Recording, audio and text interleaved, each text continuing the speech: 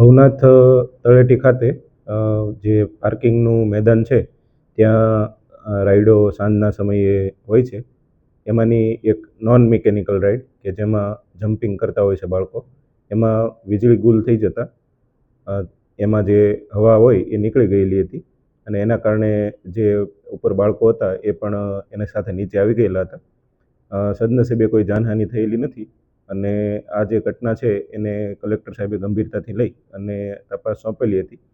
અને આ જે તમામ રાઈડો છે એ આજથી કાયમ માટે બંધ કરવામાં આવેલી છે અને કાયમી ધોરણે ત્યાં સર્વેલન્સ રાખવામાં આવશે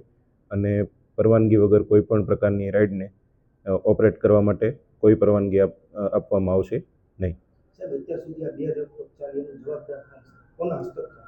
સામાન્ય રીતે જોઈએ તો આ બધી રાઈડો છે એ ખૂબ નાની અને નોન મિકેનિકલ હોય છે અને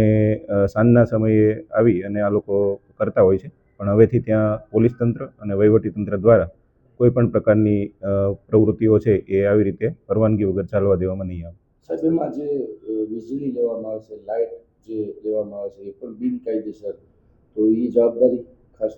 આ માટે એમણે જે પાછળ ડોલીવાળાની જે દુકાનો છે એમાંથી જે કનેક્શનો એમને કાયદેસર આપવામાં આવેલ હતા એમાંથી એમની સાથે કરાર કરીને વાપરતા હતા એવું પ્રાથમિક ધ્યાનમાં છે. પીજીવીસીએલને પણ સૂચના આપી અને આ બાબતે તપાસ કરવા માટે કહેલું છે.